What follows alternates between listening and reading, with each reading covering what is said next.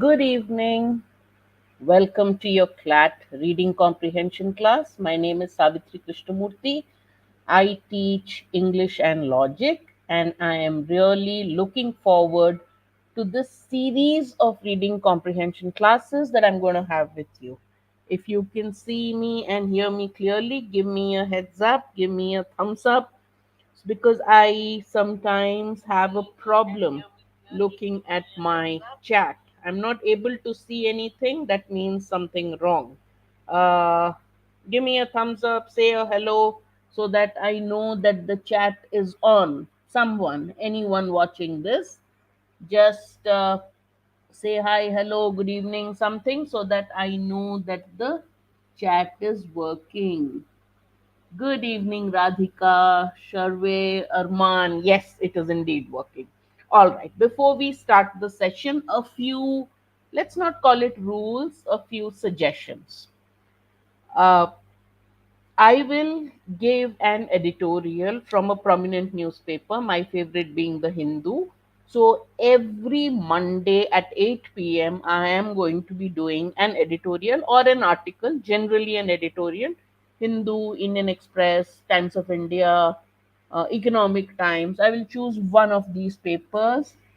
And Divyanshi, Vanshika, hello, Radhika V. There are two Radhikas. Okay. All right. So you can have a separate notebook for this class just to keep track. What have we done? Because the passages I'm choosing, especially today's passage, okay, छक्का के साथ शुरू करते हैं. So I chose a passage which is not very easy to read. CLAT passages are generally easier to read. I chose it for two reasons. Because one, hello, Kritik. Um, I chose it because one, it's about a law. It's about a Supreme Court ruling, the US Supreme Court ruling. So there are a lot of terms that a law student can know. The language is a little more difficult than a normal editorial, also. So your job would be, after I finish reading the passage, every slide, every time we do a reading comprehension passage, I will give you a minute to read the passage. If I think you need more, I'll give you a minute and a half, sometimes 2 minutes to read one slide. Okay. Suppose in that 2 minutes you cannot finish reading, doesn't matter, just move on to the next slide. Hello, Mukti, good evening. All right. Once you've read and moved on, I'll tell you how to summarize as you read, because that is rule number one, to remember what you have read. है कि नहीं? Always the biggest problem, you'd say, finished reading the passage, also forgot the passage. So one of the ways you will not forget to read the passage is to try to remember some of the points, and I'll tell you how to do that. After that, we will answer questions based on the editorial, just like your CLAT question paper. Only the questions have been set by me. All right, because well, it's a passage I have chosen from an editorial, but the questions will be similar. Every class there will be a main point question. Ma'am, CLAT does not always ask main point in every passage, but I want you to be so good at main point, you will do it. This is not a substitute for your classes. This is an additional reading comprehension practice for your classes. Always remember that. All right. Now, some tough words in the passage I'll explain to you. If there are words there, I would advise you to go back, look up the word in the dictionary, open your phone instead of chatting with your friends. Well, you can chat with your friends, but at the same time, look up the meaning of the word, so that next time you come across the word, you understand it and tell me the meaning rather than me telling you the meaning. All right. One class we'll do English. One class the questions will be more on like an English or based on English questions. So there'll be vocabulary questions, there will be fill in the blanks question. The other one will try to make it critical reasoning based, where I'll ask more inference based questions, assumption based questions, and I'll tell you how to answer them also. Shall we start already? Yes, let's start. 2 minutes. Let me also put my timer on. The passage is on a Hindu editorial on the US president and majority ruling by the US Supreme Court. All right. I will give you 2 minutes. Start, or 1.5 minutes. Start reading now.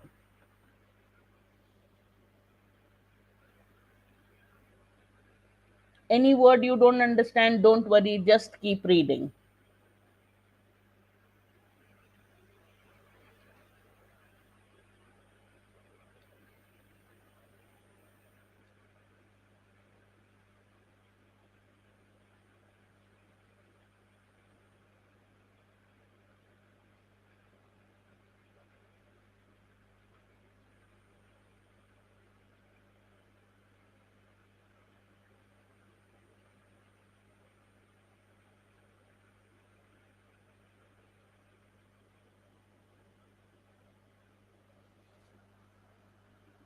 Good evening.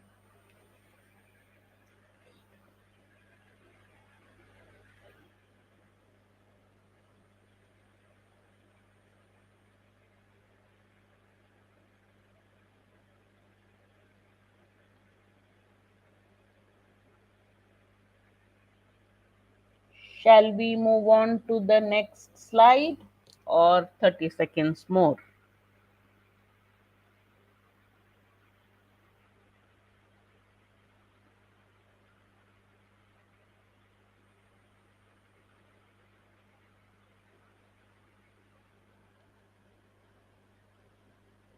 Done, Shravya, good. Shall we move on to the next? All right. I will summarize it for you, those of you who joined in late or couldn't finish reading. All right. Start. The next slide. We will summarize it again. So read it and try to understand whatever you can. All right.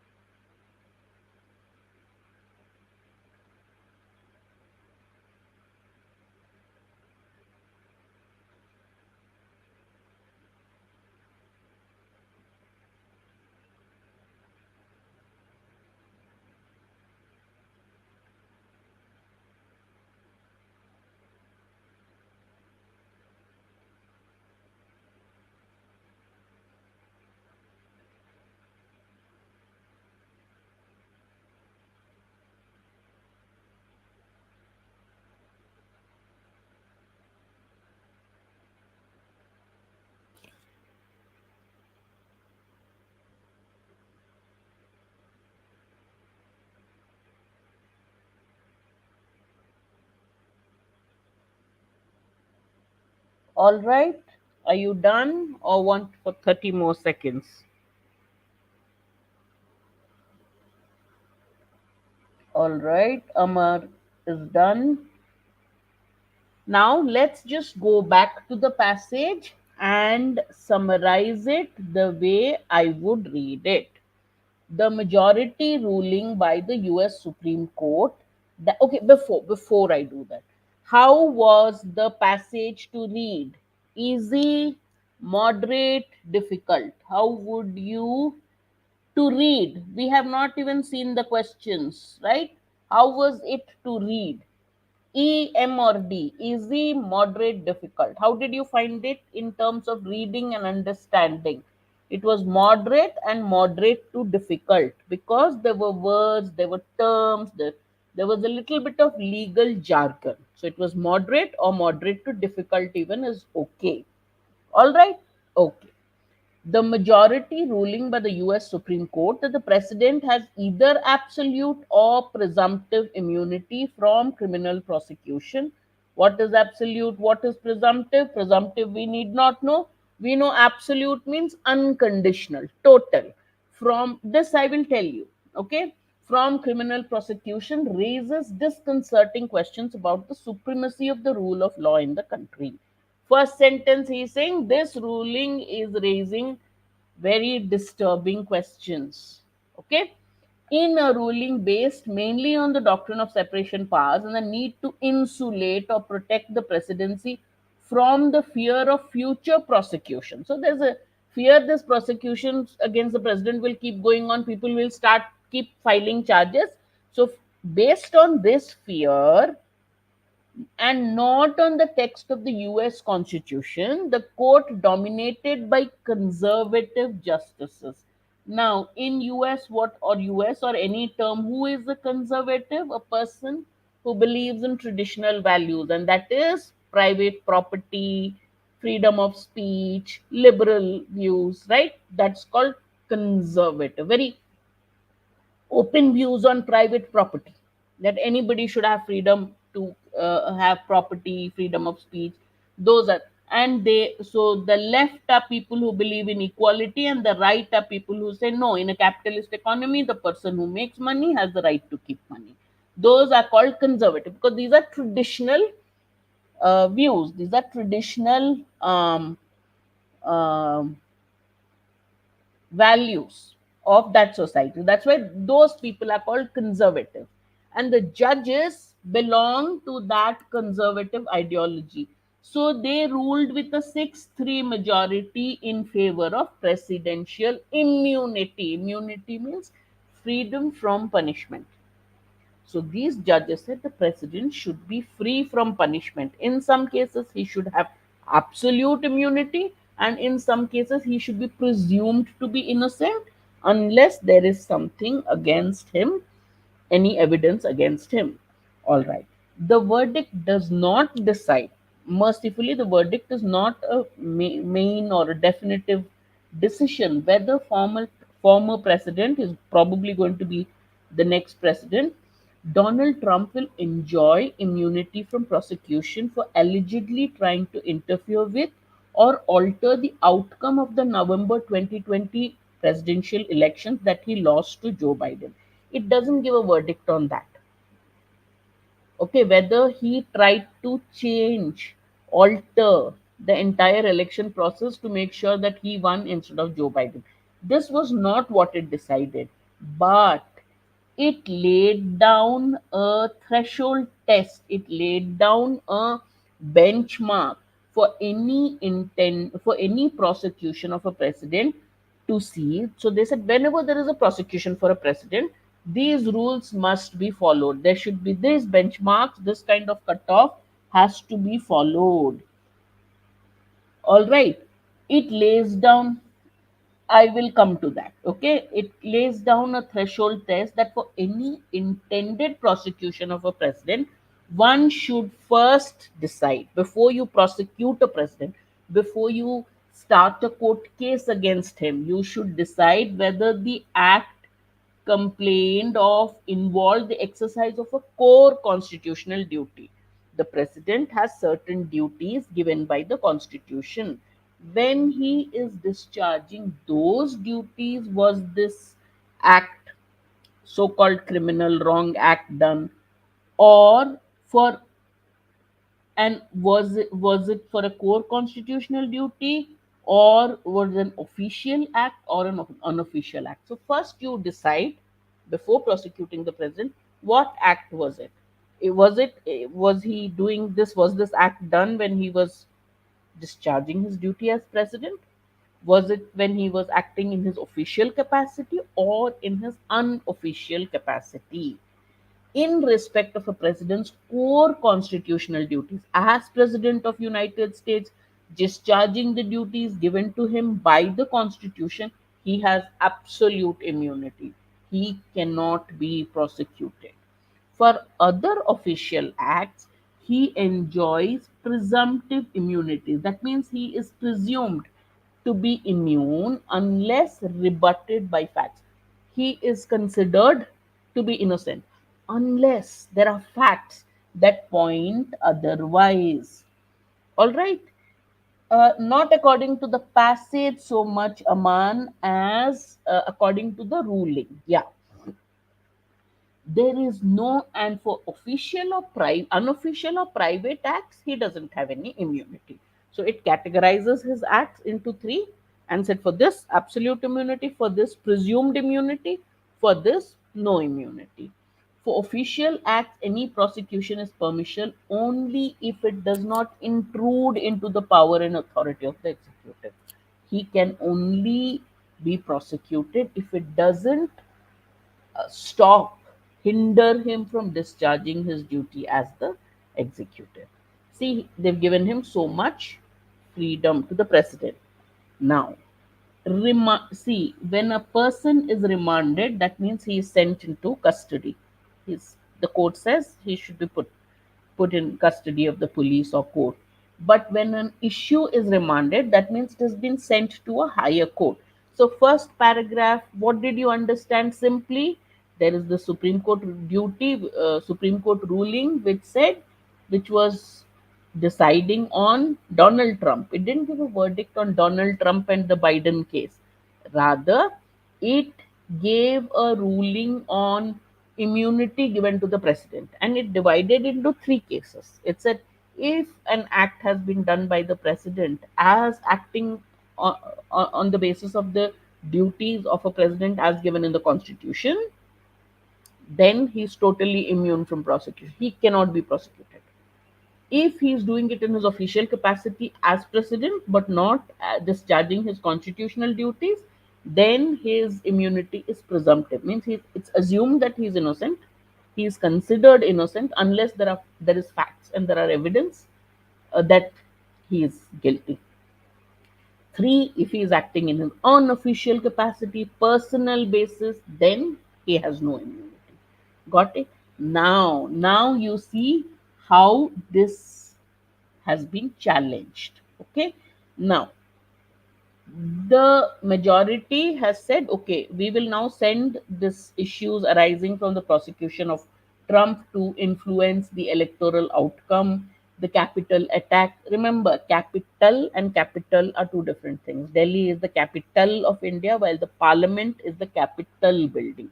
OL means the house, the building generally with a dome where the legislature sits, right? So you remember January 6, 2021, you must have read about it, about the attack on the Capitol, and the whole case is about Trump being prosecuted on the charge that he instigated people to do that. But on that, the majority of the judges did not give their verdict. They just remanded it. They said, let it go. We will do it later. Let it go to another panel. Let it go to we will discuss this later. So they remanded the issue. They pushed it off.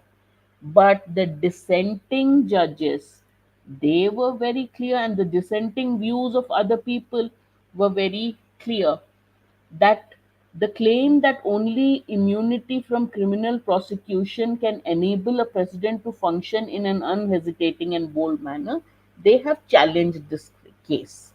And they said, yes, the president should be free from intrusive probe. You can't keep having cases against the president. How will he work otherwise?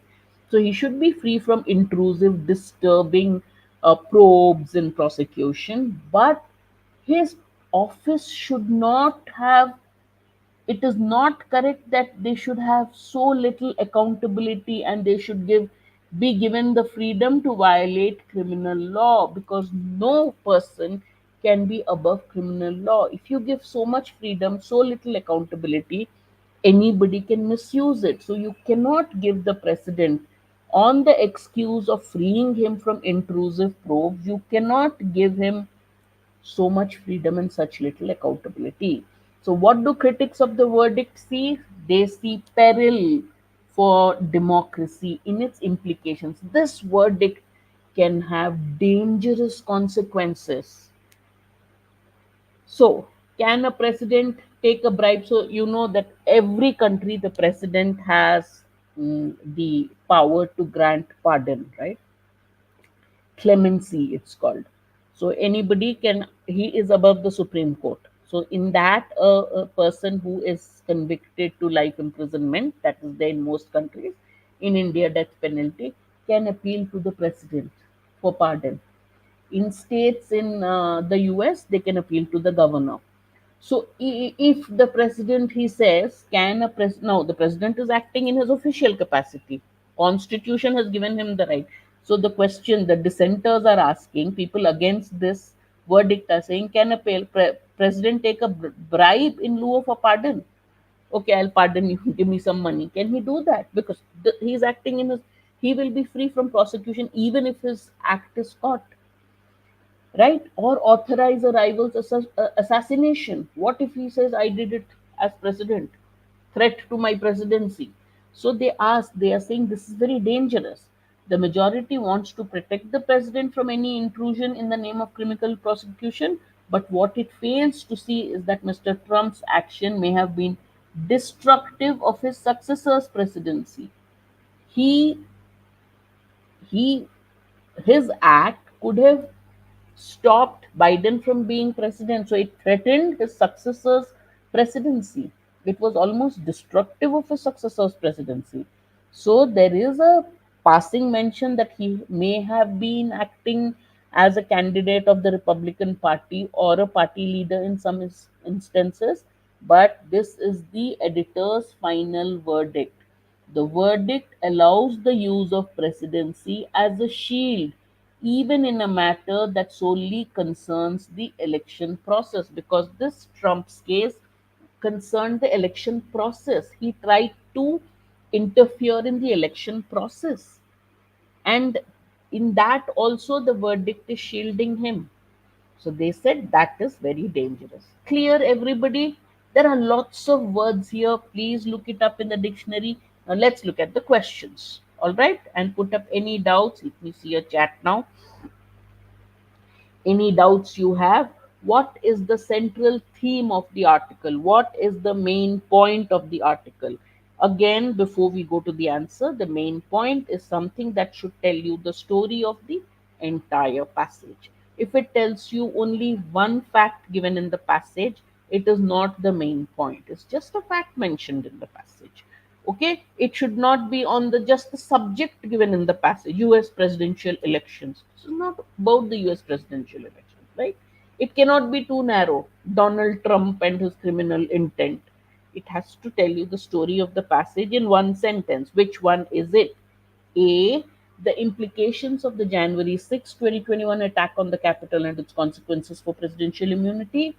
The necessity of criminal immunity to enable a president to perform their duties effectively, the role of the judiciary in protecting presidential power, or the United States ruling, Supreme Court ruling on presidential immunity and its implication for the rule of law. I am seeing lots of answers for D and some for C. Did it talk about the role of the judiciary? Isn't this a little too general? It talked about one ruling of the Supreme Court, right? So it is not so much about the role of the judiciary as a ruling. So the correct answer is D, as all of you have marked. All right, excellent. Let's move to the next question. He talked of two types of immunity in the passage. I will show you the passage again, but just look at the options. Do not mark. I'll show you the options, or if you mark, you can change your answer again. What is the main difference between the two types of immunity described in the passage? For this, you have to go back to the passage to make sure you got the difference right. Absolute immunity applies to all acts of the president, while presumptive immunity only applies to unofficial or private acts. Presumptive immunity requires factual evidence, while absolute immunity does not. Absolute immunity applies to core constitutional duties, while presumptive immunity applies to other official acts. Or presumptive immunity is based on the text of the US Constitution, while absolute immunity is based on the doctrine of separation of powers. I am taking you back to the part where they are talking about absolute and presumptive immunity. Okay, you can look at it, put the question number and answer. Just look at the what does he enjoy absolute immunity for and what is does he enjoy presumptive immunity for. Look at the difference. All right, here this part has the answer.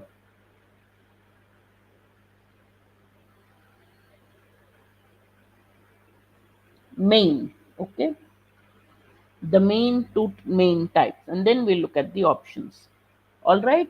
um, in the exercise of a core constitutional duty, official or unofficial act. Core constitutional duty, absolute immunity. Other official acts, presumptive immunity. And for private acts, no immunity. So now which option gives that best? Question 2, what is the answer? I'm seeing a few C's. Keen your answers. 20 of you and only 4 answers so far. C, C, C. Lots of C's. Anybody begs to differ? Absolute immunity, core constitutional, presumptive immunity, other official acts. Okay. All acts nahi hoga, only core constitutional duties. Official is presumptive. All right. So answer is C. Excellent. Very good. Question 3. There is a quote from the passage, and we are asked to draw an inference. What is an inference? It's a fact that you derive from facts given in the passage. So, what does the author, the editor say? It is valid to say the president should be free from intrusive probes and free from and the fear of trivial prosecution. Every act that he does, he shouldn't worry, oh, I'll be sued. So he should be free from these things. It is inconceivable. You can't imagine that such a powerful office should come with little accountability and the freedom to violate the criminal law. So, based on this, what can you infer? Read the statement, find out what information the statement is giving you, and from there decide which of the options is can be inferred from it. President should never be subjected to any form of legal scrutiny. Accountability for the president's actions is solely the responsibility of the judiciary. There has to be a balance between trivial prosecution, accountability for potential crimes, protecting the president from trivial prosecution, and ensuring accountability.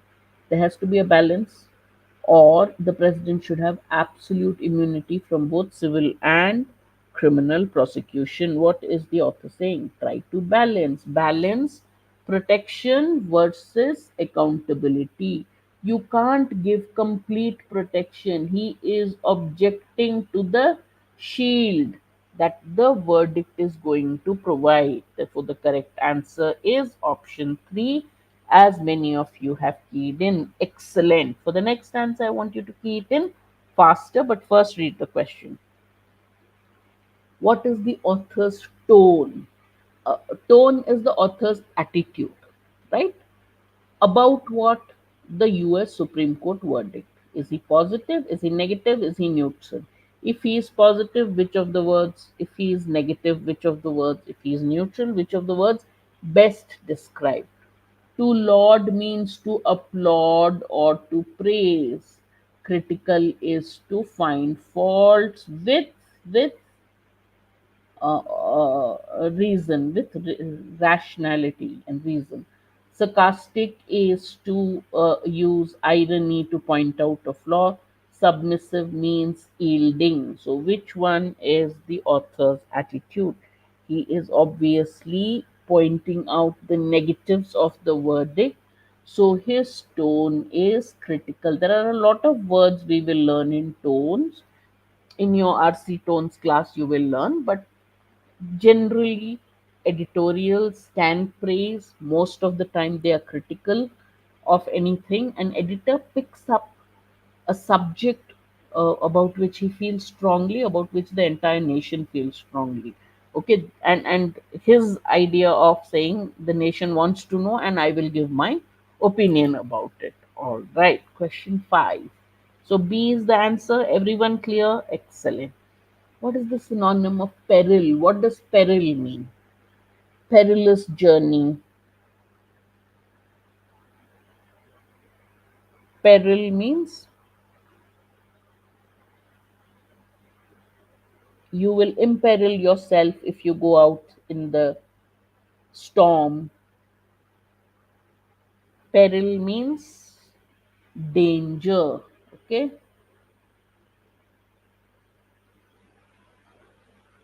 so correct answer is D. Excellent. All right. There are a lot of words in the passage. I want you to look up those words and find out the meaning. Which of the following is an antonym? Antonym means opposite of disconcerting as used in the passage. Disconcerting, opposite of disconcerting. What is the meaning of disconcerting? Think about it and then tell me what is its opposite.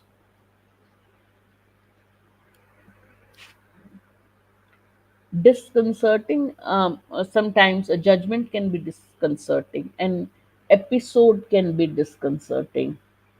The tragedy in Hathras that happened, it was very disconcerting. How can you have a religious gathering where the administration, the organizers, nobody had any, nobody even anticipated that you have a hall or no, not a hall, an area which can house maximum 80,000 people, and you have 4 lakh people coming there.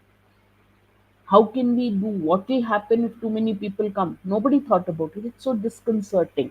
Disconcerting means disturbing. So the opposite is what you people have correctly said, reassuring or comforting.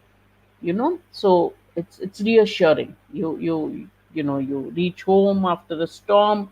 You are home. You find the lights in the house to be a very reassuring feeling. Okay, but it's disconcerting or disturbing, something that troubles you. All right. Okay, what can you conclude from the last line of the paragraph? First, let's go back to the last line of the paragraph. I don't remember what it is. What is the last line of the passage? Last line is here, somewhere here. From here to here, the entire thing, 3 lines long, huh? One sentence only. While there's a passing mention of the possibility that he may have been acting in his capacity as a candidate or a party leader in some instances, this is what the judgment is saying. Trump may have acted as a party leader or as a candidate. It is astonishing that the verdict allows the use of presidency as a shield, even in matters solely concerning the election process. Will there be any other question? Wish I could have answered. I could answer that question. I cannot, but we do not think so. At the same time, when CLAT sends its sample questions, the last 2 years I remember, they sent a question which had uh, a grammar uh, part to it, and so that is the whole reason we say if there's any change, we teach you everything in class, right? Grammar is taught, vocabulary is taught. So, but I think the format will be the same. There may be a couple more or less questions on grammar. I thought last year it was a little too easy, the passage. They may make it a little more difficult, but yeah, what can you conclude from the last line? If they see, what can they do? Unlike ALET, where the question paper has changed every year, I think, at worst they can give you a few shorter questions, which is good for you, right? We will prepare you for last 5 years paper patterns. We prepare you so that you know. All right, what can you conclude from the last line of the passage? uh, it was unequivocal and unanimous. No, the passage told us it was 6-3. The dissenting views were completely ignored by the majority. Nothing told us about ignoring them completely. We know that they voted like 6-3. The verdict will have no impact contradicts the last line. The verdict could have negative consequences and big time negative consequences. That's what he says. So D is the correct answer. Excellent. He said insulate the president from something, right? So the word insulate is what part of speech? That the presidency is insulated from prosecution.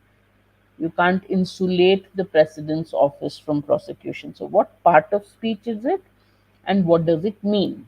Is it a noun and it means vulnerability or weakness? Is it a verb? Does it mean protection? Is it an adjective? Does it mean covered? Or is it an adverb meaning thorough?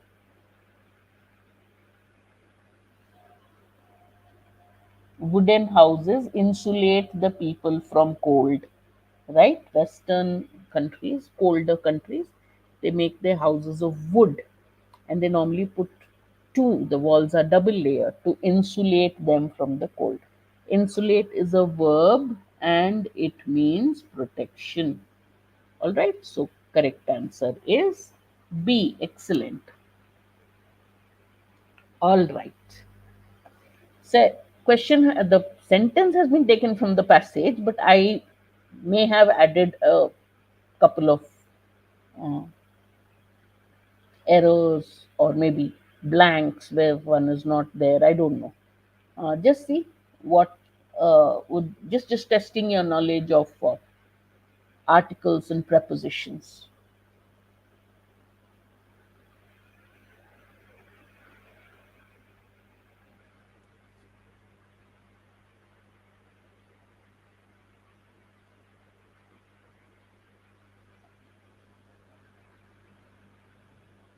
Question 9. Fill in the blanks with a and the or any preposition. If nothing, the options are given to you. If nothing is required, you have to mark X.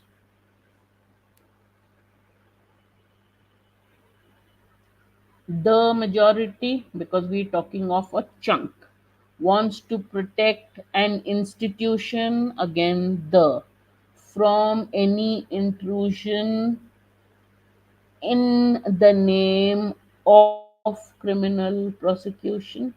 So C is correct. Yes. All right, excellent. This was exactly as it was given in the passage. Sometimes to give you grammar question, I change it. They told about a threshold test to be used before they can proceed with the prosecution case against a president.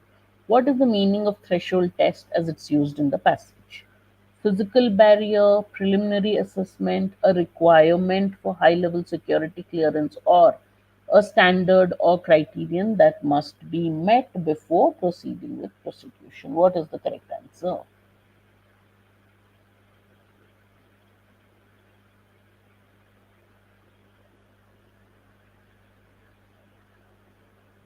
What is the meaning of the threshold test before prosecuting a precedent? Okay, I'll go back to the passage. I'm so happy you asked that, Mukti. I was waiting for somebody to say, take me back to the passage. That's exactly what you should do.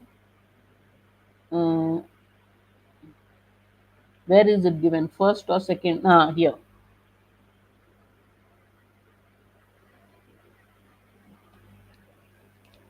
Okay.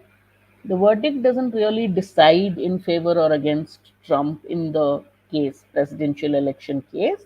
Instead, it lays down a threshold test for any prosecution, any intended prosecution of a president. And that threshold test is to see what kind of act it is. So, what do you think threshold test means?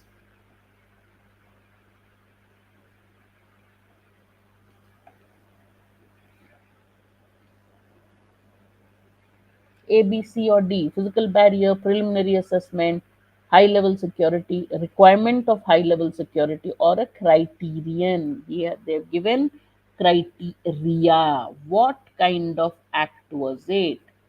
Core constitutional duty, official, or private? So it must be a standard or criterion. All right, that was it. We had a nice tough sounding passage, but it wasn't tough at all. That's the key with any passage that sounds tough. It's all that glitters, it's a lot of sound, and finally you find the passage is not at all tough. There's a number given at the bottom of the screen if you want any inquiries about different courses that we run, what exactly, what kind of help, what kind of tests, test series, anything that you have, call that number. One of our counselors will call you back and clear all your doubts. All right. So any question or doubt for me? Oh no, no, not now. Don't keep ringing now. Any question or doubt for me? Let me get my chat in order. Any question or doubt for me? We can quickly finish it and then we will again meet next Monday with maybe next Monday we shall have a critical reasoning class. No, Radhika, there are two things. One, it's a paper based test, right? Going back to the passage is not a waste of time. You read the passage once, twice, thrice, see a question mark, underline the question mark, facts. The first time reading you've done of the passage will let you know exactly where you have to which part of the passage has the answer. Then you scan that part of the passage, even use your pencil to underline. After all, it's a paper based test, and then you look at the passage and mark. So that will, many times it happens, because last year there was a question about something where the answer was not there in the passage. I kept seeing where is the answer. Okay, so it's not a waste of time. You go back and in 20 15 seconds you cross check, so you're getting full marks instead of negative marks. Okay, but reading the passage, kuch samajh mein nahi aaya, again read it again and then say I don't understand, that is not allowed. Okay, if a part of a passage is hard, just read and move on. Arman, last year it was easy.